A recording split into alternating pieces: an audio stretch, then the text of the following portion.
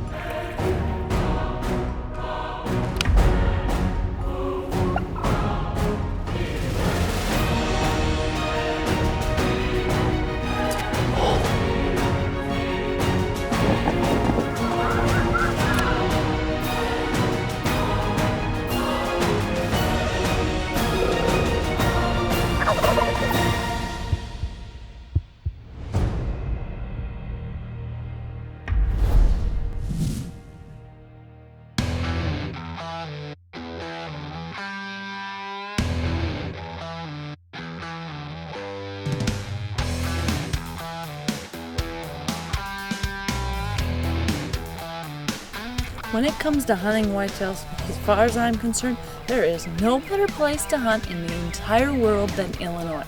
Now, granted, I have pretty good reason to think that. Now, I've been lucky enough to hunt all over the country, but there's one state, if I had to pick just one place to go back to, and that is Illinois. I'd hunt one location in West Central Illinois at Golden Triangle Whitetails, and I have had some incredible success. And the reason is simple. There are more big bucks there, in my opinion, than almost any other state in the country. Sure, there's places with a lot of deer, but I have still not seen anything that rivals Illinois. Now, some people may say, sure, Illinois is a great state, but why is it your favorite? Well, if you look at the bucks I've taken, you would understand why.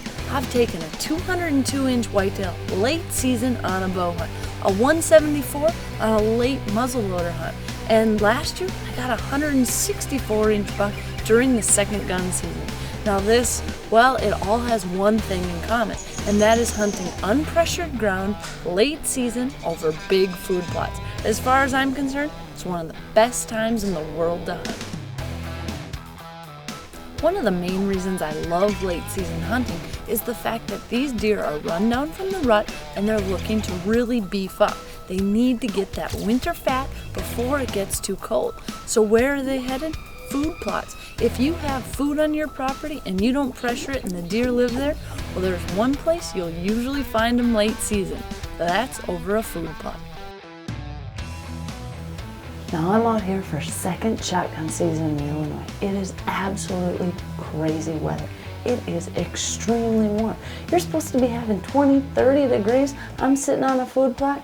Instead, it's in the 70s. When most people think of late season, you think of cold temperatures and all the deer pouring into food plots. Now usually that's the case, but not this year. In fact, the colder, the better. I'm always a fan of it being cold, but we were looking at temperatures going up into the mid-70s. We're talking a December hunt when it should be 30s and below, and now we've got 70 and above weather. Now, if that doesn't get you down, I don't know what will. But the important thing is, these deer still know winter is coming. The rut is over and they are run down. Their natural instincts tell them they need to eat. Warm or not, they need to get to those fields. So although they may not be coming out as quickly before the sun sets and as much, they're still going to be coming out. So the important thing is to stay out in the field, keep your head up, and you never know, it can happen. You're sure not going to get them back at the lodge.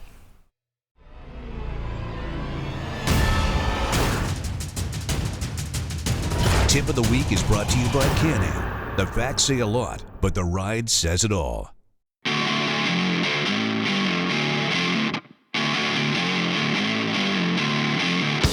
I'm guessing if you ask any hunter, they'd all agree that there's never enough time spent hunting. Time is precious for us all, and that's one of the reasons I rely on my Can-Am both in and out of hunting season.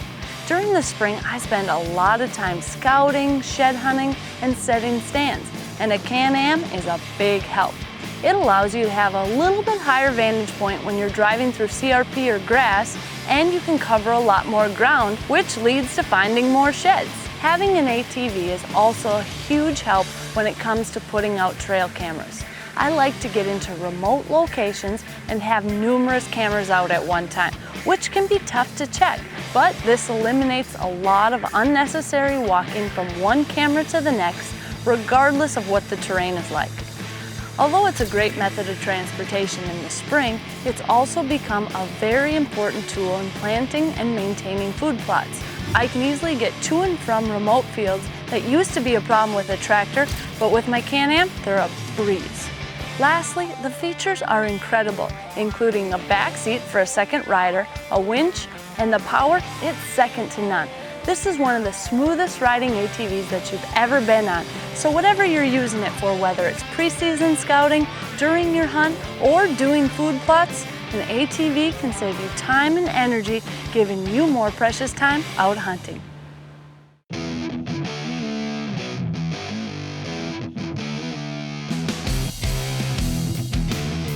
It was a little bit cooler this morning, and we did have some deer activity, so that was good. But just not a lot of big bucks up on their feet. I've been checking my trail cameras. The cutty backs show that there are bucks coming to and from this field, but most of them are at night. So whether or not the temperatures get colder, doesn't look like it. But I'm still gonna sit out here. I'm gonna sit out here every day, dark to dark. This food plot, it's a huge field. It should be good.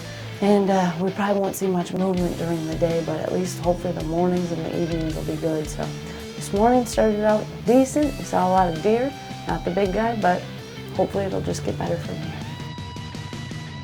If you're looking for a good late season location, the number one thing you need to be looking for is a food source. You also want to hunt a property where the deer live there. They bed there, they drink there, they eat there. There's no reason for them to leave. And the reason I like that is if you have a big buck on your trail cam, there's a good chance he's not leaving the place. His does are there, his food is there, his water's there, and the protection of his bedding area, he is safe.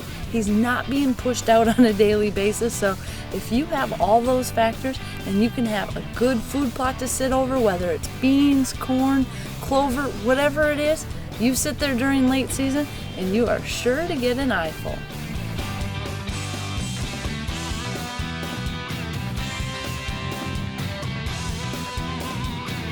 I've got a couple of small bucks coming out about 150 yards, and that's where a good number of the deer are. Now the way this field is set up, on this side, I can shoot all the way over, no problem. I've got a tree line kind of in front of me, and the field goes forever this way. So a lot of the deer right now, they've been coming out on my right side, but I've seen movement on the opposite side here too. So the good thing about this spot, well, I gotta keep my head on a swivel because it can come from any direction here. So I'm just gonna sit tight. Maybe these deer will help be decoys for me. If nothing else, they can at least tell me when the next deer's coming out, and that way I can make sure to see what it is. But I've got a good setup here. I think this will be good, even though it's not cold like I hoped. I'm on a big food plot, and I still need to eat at some point.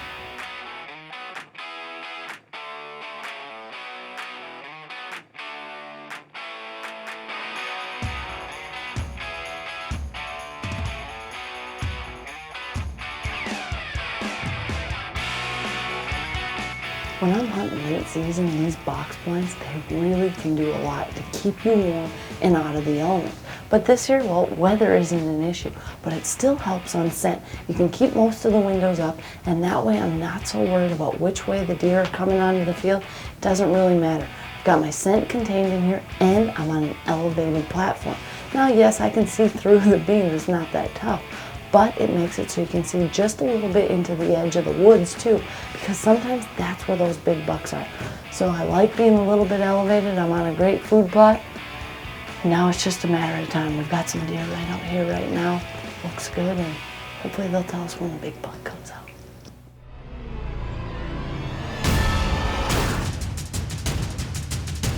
tip of the week is brought to you by Can-Am. The facts say a lot, but the ride says it all. When it comes to ammo, it's hard to beat the knockdown power of a shotgun slug, and I've had incredible results. I use the Winchester Dual Bond Sabot slugs by Winchester, and the reasons, well, they're simple. With a slug, you get nearly 100% weight retention and 2 times the expansion. This creates huge wound cavities, deep penetration, and exceptional knockdown power for a quick kill.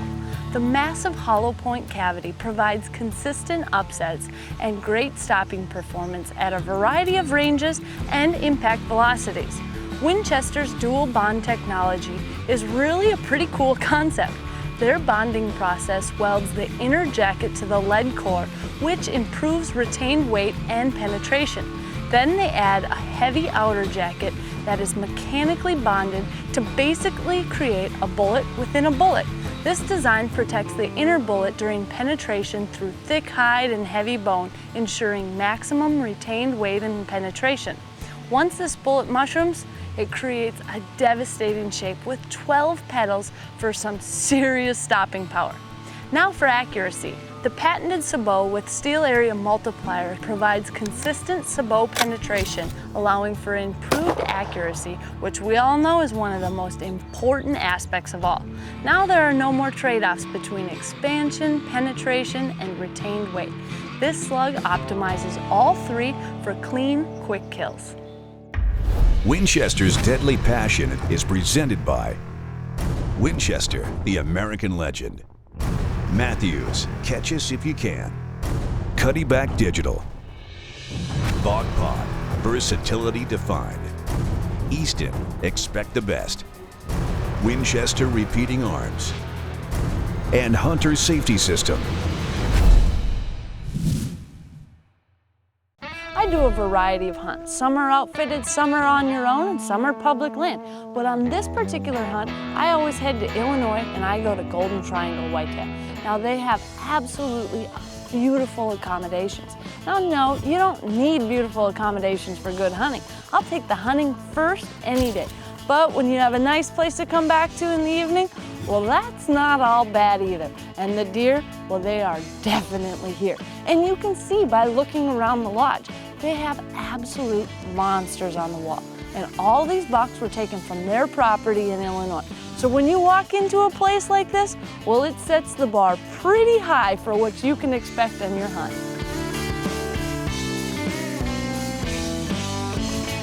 We have over 10,000 trophy managed acres. We've been doing this now for 15 years. We plant 300 acres of food plots, 500 and some tree stands. We are set up to get you the buck of a lifetime and have the hunt of a lifetime. One thing that I look for in any good outfitter is more than just their word that they have big bucks. If they've got cuddyback cameras, well, I like to see the photos. And when you go to Golden Triangle Whitetail, well, they have an abundant supply of cuddybacks. And there are a lot of beautiful bucks.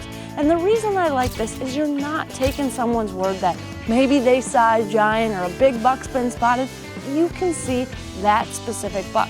And you can use those pictures to help you scout. You can find out when they're coming through, what direction they're going, and what time of the day they're moving.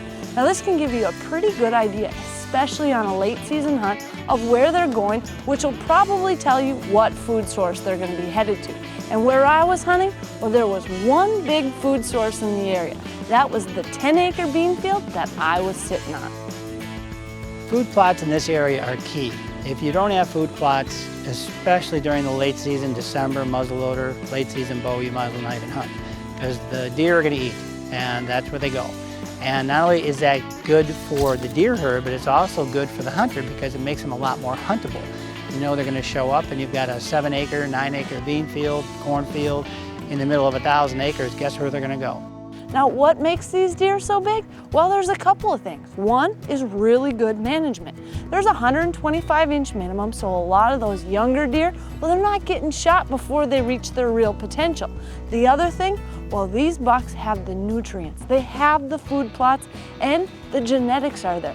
That's probably one of the most important things of all. If you don't have the genetics in the area, you can let these bucks grow as old as you want. They'll never get to be giants. But here in Illinois, well, it is a mecca for big bucks. and I'm lucky enough to be able to come back year after year and hunt. And one of the nice things about coming to a place year after year is the fact that I get to come back in the spring and help out. I can set a few tree stands, walk around, do some shed hunting, and my absolute favorite part, I also get to do some spring turkey hunting. Now granted, this is my favorite place to go for deer, but I'm telling you what, they also have the turkeys. It's pretty sweet when you can find a place that's this good for deer hunting and you can have this much fun turkey hunting.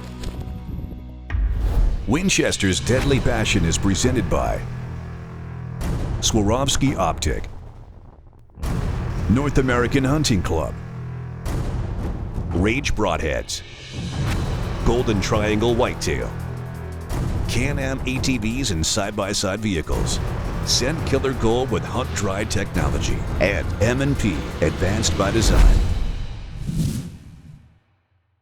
Closed captioning is brought to you by the 4-in-1 Woodsman from Zippo Outdoor.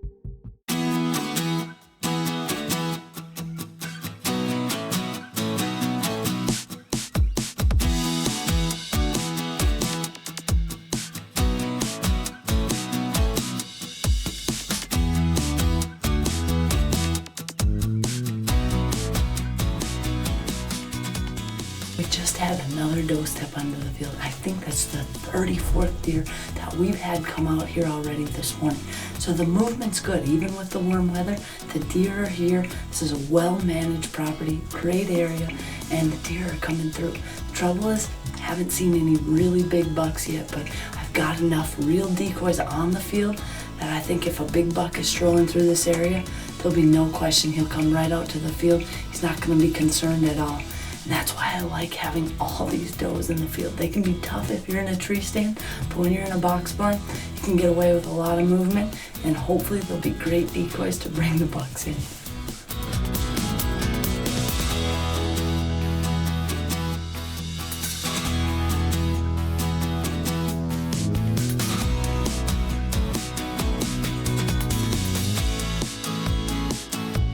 There's a big buck right out in front of me here. The problem is, this was one of the only areas that I couldn't shoot. I've got hundreds of yards on every direction that I can shoot, but this is the one place I can't. So I knew I've just got to wait. Most of the deer that I've spotted across end up filtering their way and will end up in shooting distance.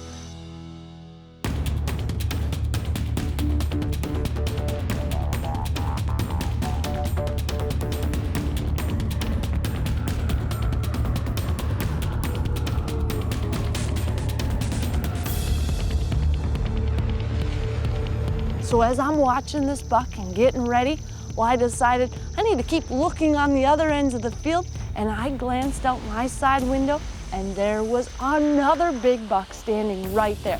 But this buck, he wasn't behind any brush and he was just out eating in the middle of that bean field. Well, I am not waiting on a buck over there that I think might be a shooter when I've got a shooter on this side. So I decided to quickly rearrange my setup, get set up out the other window, and the entire time I was trying to be quiet, but I was also pretty nervous. He's only probably 75, 80 yards, and any little noise, well, it could send him running off that field.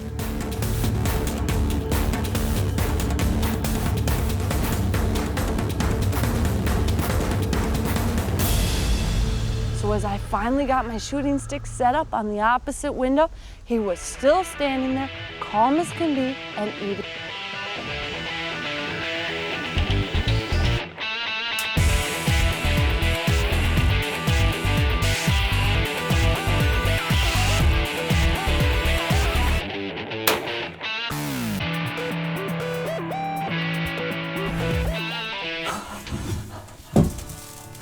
I just shot an absolute giant buck. I don't even know where he came out of.